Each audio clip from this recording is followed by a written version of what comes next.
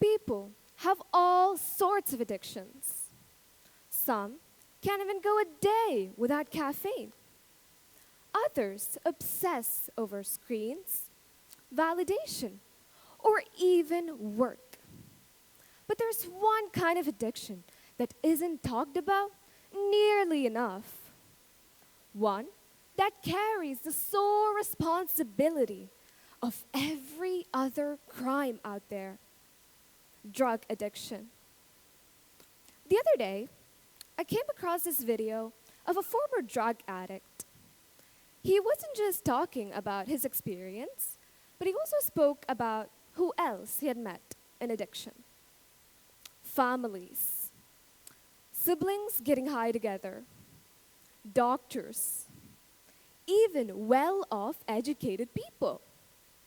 It made me realize drug addiction isn't something that is happening to certain kinds of people.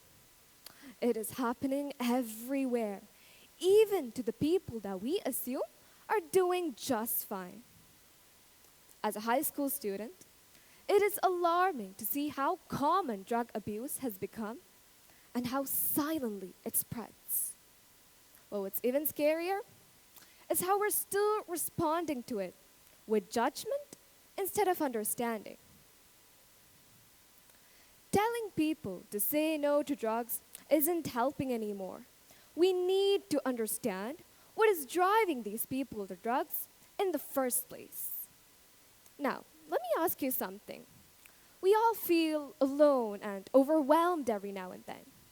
But with a show of hands, how many of you have felt like you couldn't really talk about it to anyone? Like, no one really got it. Yeah, that makes a lot of us. I mean, after the results came out a few days ago, yeah, the stress that we carry as students is real.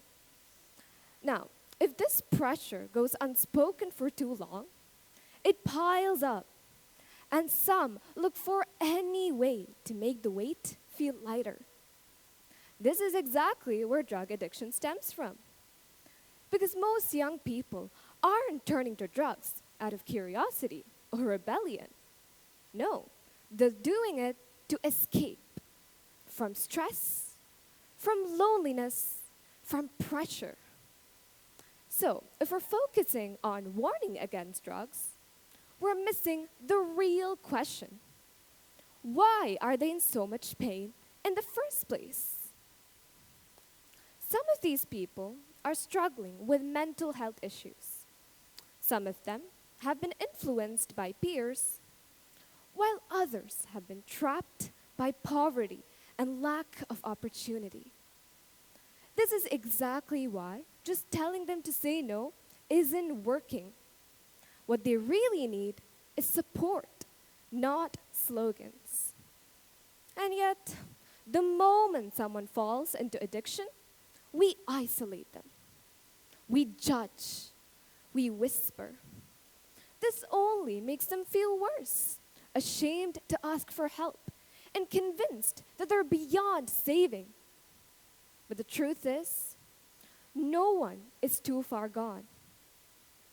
Addiction isn't a weakness. It is a wound. And wounds heal with care, not judgment. Drug awareness needs to be viewed from a new lens, one that sees the person before the problem, one that looks beyond the substance and into the story, into the pain, the pressure, and the silence that drives someone there. It is about time that we shift our focus from fear-based warnings to compassion-based understanding. Because real prevention doesn't come from scaring people. No, it comes from supporting them.